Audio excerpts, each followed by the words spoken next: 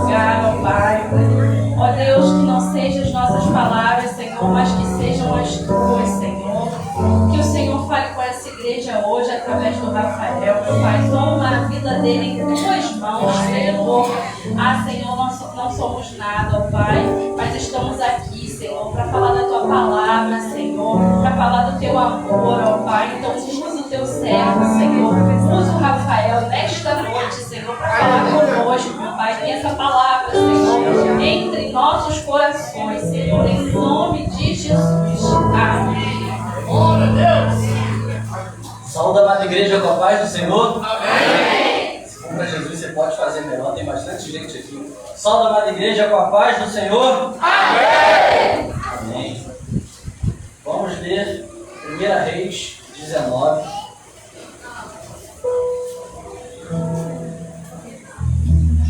Enquanto você abre a sua Bíblia, eu preciso honrar nosso pastorzão, um homem que mora no meu coração, que é um homem de Deus. Preciso honrar essa casa também, que eu tenho muito carinho. Sou nascido e criado aqui, então muitos rostos conhecidos. E poder estar aqui hoje e trazer a minha filha que está aí correndo por aí, assim como eu já estive correndo por aqui. É verdade. E trazer uma palavra para vocês vai ser um prazer imenso. Amém? 1 Reis 19.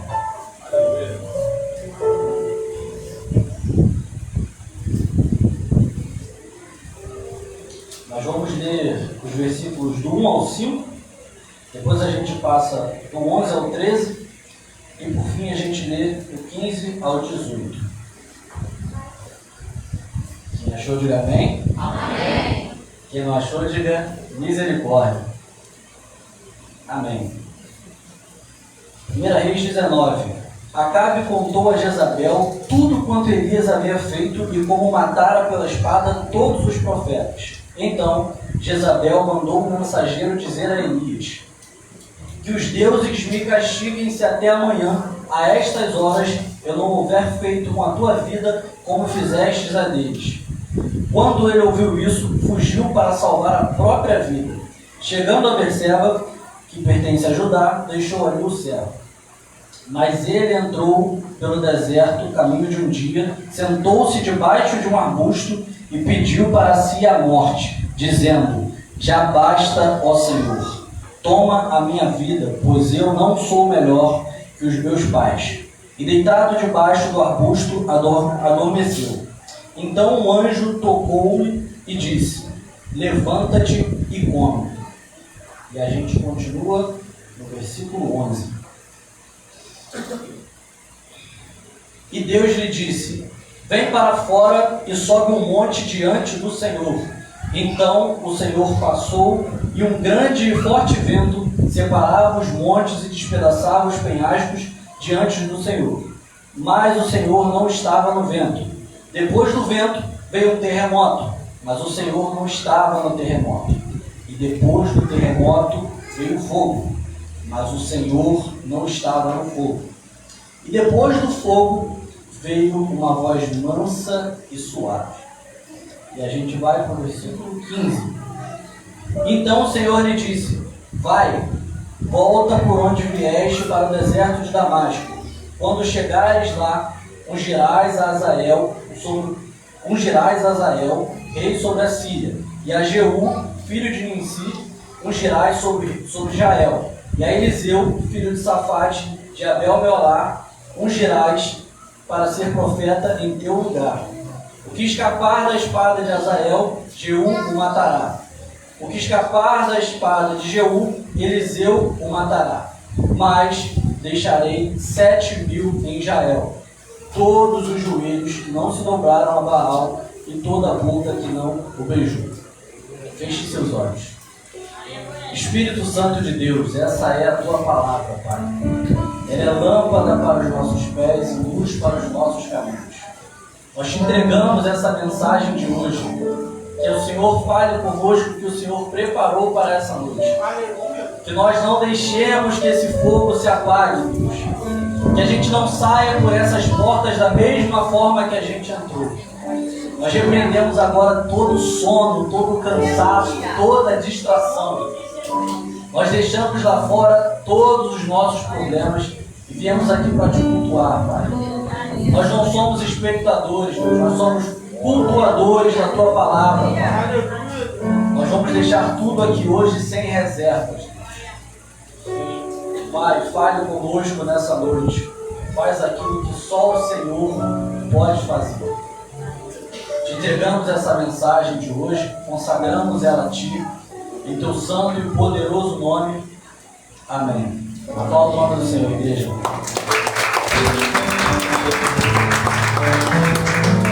Eu quero começar essa mensagem, pode sentar, contextualizando um pouquinho do que se trata o livro de Reis. Eu acho importante a gente começar entendendo isso. O livro de Reis, ele conta a história de Israel, e ele faz muitos registros políticos, mas mais do que isso, o livro de Reis, ele é um relatório espiritual. O livro de Reis nada mais é do que a avaliação de Deus para todos aqueles homens. Os reis, eles não são avaliados sobre a ótica humana, sobre a forma como a gente veria. Os exércitos não são avaliados dessa forma. Os exércitos e os reis, eles são avaliados pela forma de Deus. Porque para pensar, o que é um reinado, o que é um exército bem sucedido aos nossos olhos?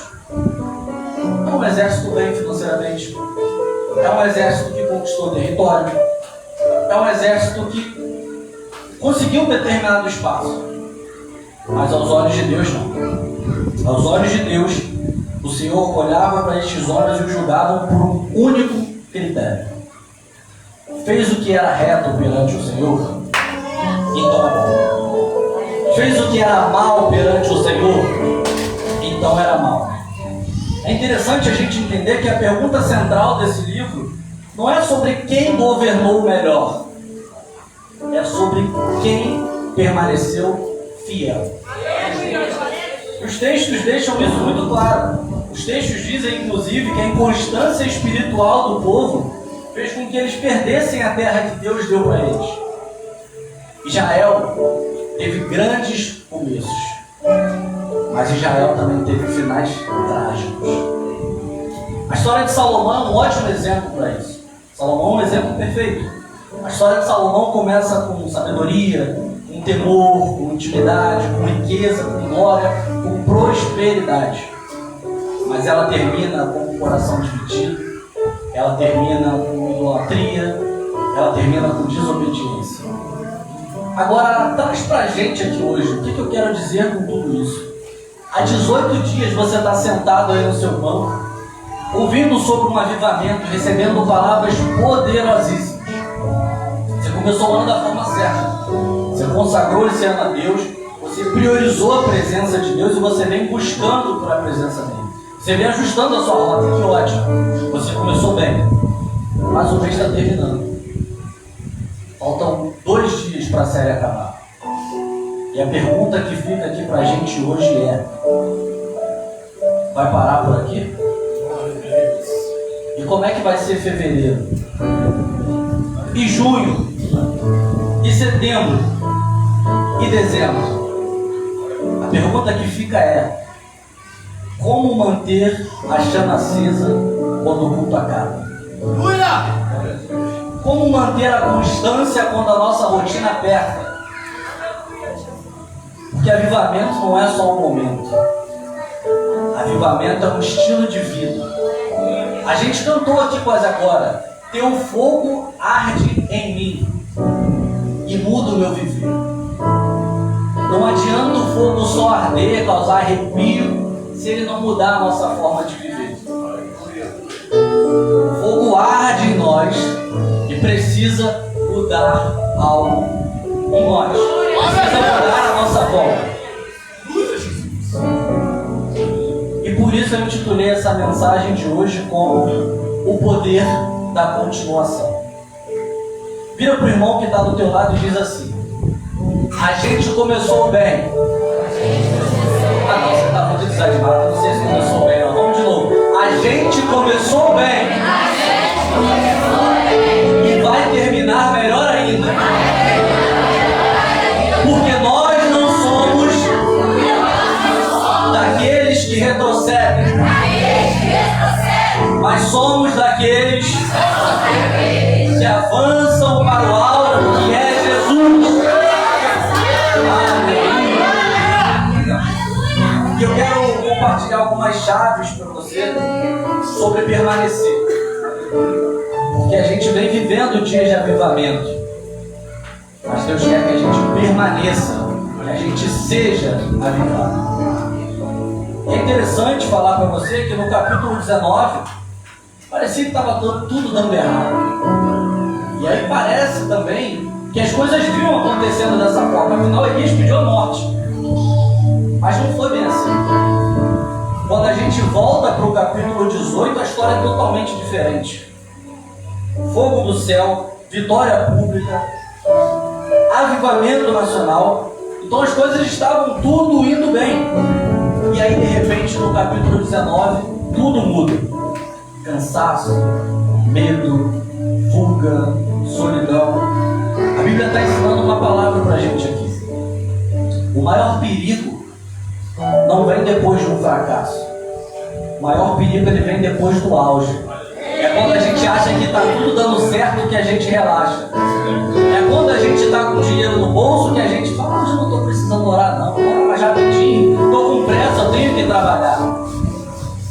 É nesses momentos que a gente esquece do que deveria de fato ser a nossa prioridade. E foi assim que eu separei algumas chaves para compartilhar com você. E a primeira chave que eu quero compartilhar com você é: para continuar, você precisa aprender a discernir o cansaço. Lá em 1 Reis 19, do 3 ao 5, a gente leu: Elias teve medo, levantou-se e para salvar a própria vida se foi. Deitou-se debaixo de um arbusto e pediu para morrer. Como assim? Um cara que acabou de viver o agir de Deus, um cara que acabou de viver um avivamento sobrenatural, agora quer morrer? O que está acontecendo? O que houve? E aqui tem uma palavra muito importante para você entender. Elias não perdeu a fé. Elias perdeu as forças. E como quem pede socorro, ele ora, mas ora errado. Ele ora dizendo: Deus, tira a minha vida, eu não aguento mais.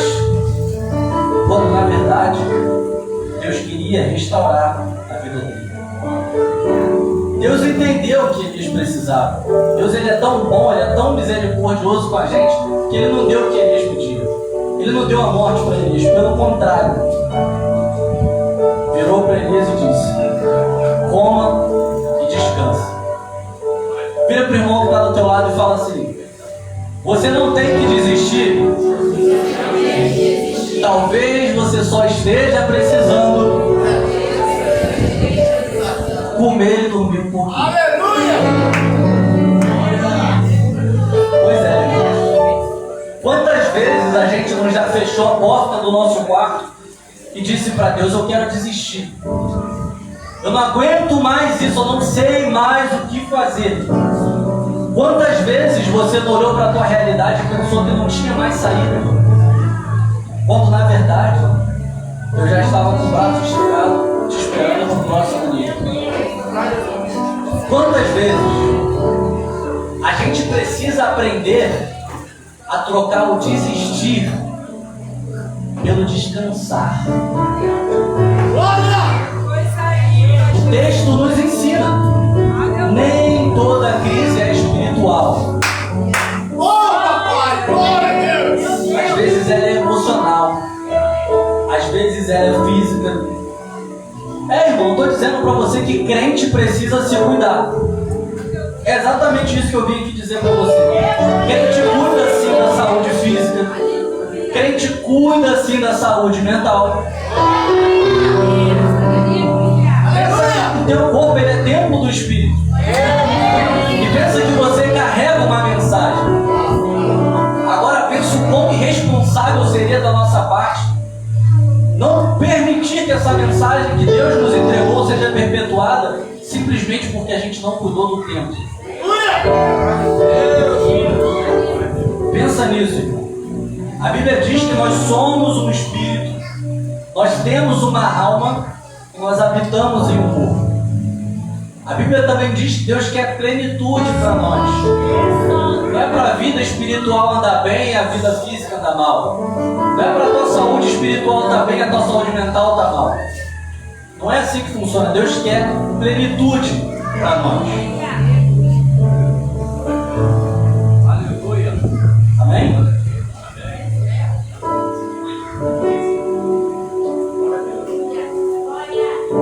E eu separei uma segunda chave que eu quero compartilhar com você.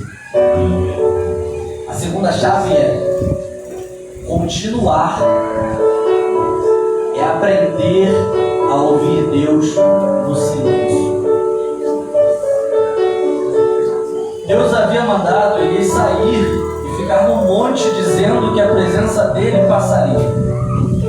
E a pergunta que Elias se fez provavelmente foi bem parecida com o que a gente faria.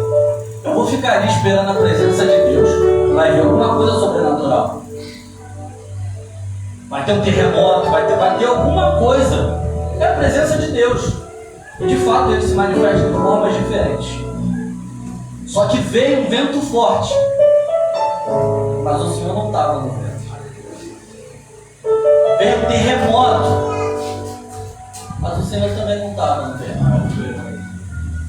Veio um fogo, mas o Senhor também não estava no fogo. E enfim, veio um som suave e delicado, sussurrando para eles. E ali é que estava a presença de Deus. Você sabe o que Deus está ensinando para a gente aqui?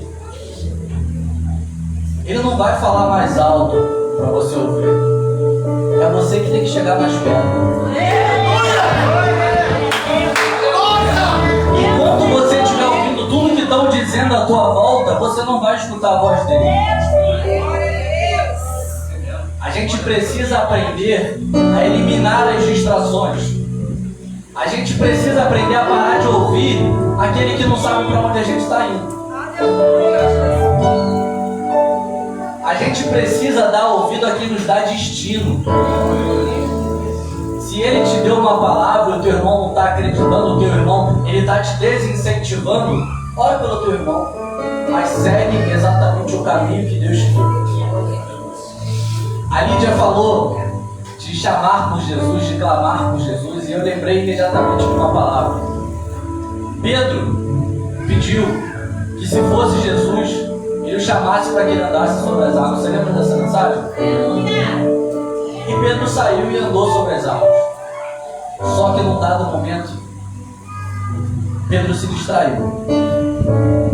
E quando ele se distraiu, ele começou a afundar.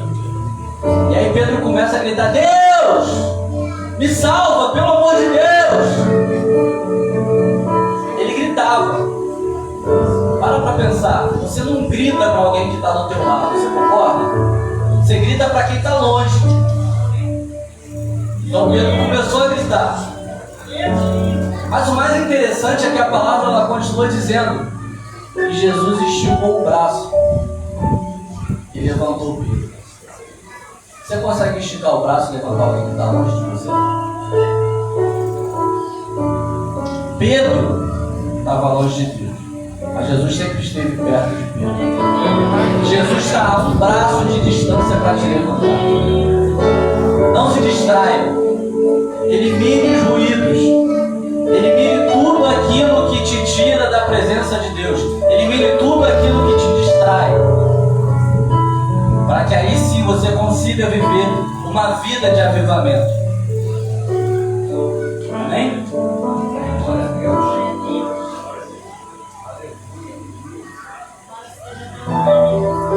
E é interessante que nessa história, Deus ele também mostra uma coisa pra gente. Porque afinal, como eu falei pra vocês, terremoto. Aliás, no capítulo 18, fogo caiu do céu, teve um avivamento sobrenatural. Como eu falei, Deus ele se manifesta de várias formas. Mas ele estava ensinando uma coisa para a igreja e para a gente. O Deus que faz o extraordinário também é o Deus do ordinário. Teve fogo no capítulo 19, teve terremoto, teve vento e teve um simples sussurro. A presença dele continuava lá. A presença de Deus também está no ordinário. A presença de Deus, ela também está no teu dia a dia de trabalho. São nesses momentos em que nós cristãos, ou seja, pequenos cristos, demonstramos exatamente quem Deus é. Para pensar que talvez o teu colega de trabalho ele nunca vai abrir uma Bíblia. Para pensar que talvez a Bíblia que ele vai ler um dia é a tua história. E a pergunta que fica é: nós estamos representando bem o que a palavra de Deus diz? Meu Deus! E é interessante que Deus ele fala do início ao fim do culto, né? Conforme eu fui lendo essa palavra, como o pastor Roberto chegou e disse muito bem, Deus ele primeiro ministra essa palavra dentro de nós, para depois, através de nós, essa palavra ser ministrada para outras pessoas. E enquanto eu estudava e escrevia essa palavra, ele me deu algumas músicas. Uma delas foi Eu Quero Viver Algo Novo, foi cantada aqui. A outra foi a música do O Fogo Arderá, que também foi cantada aqui. E eu fiquei pensando naquilo, cara, o que será que isso quer dizer? Quantos aqui querem viver algo novo? Aleluia! Quantos aqui querem viver algo novo? Eu também quero viver algo novo. E a gente cantou essa música com força. E Deus faz algo novo. Está escrito na palavra dele. Ele faz algo novo. Mas o problema é quando a gente só está buscando por novidade. E a gente esquece da profundidade. Eu quero viver algo novo. Eu sei que você também quer. Eu sei que Deus pode fazer. Mas será que a gente está se aprofundando o suficiente? Ou será que a gente está vivendo de novidade em novidade? Será que a gente está querendo só os presentes? Ou será que a gente também está querendo a presença? Deus é Deus de milagres. Deus é sim Deus do impossível e do sobrenatural. Mas no ordinário Ele continua sendo Deus.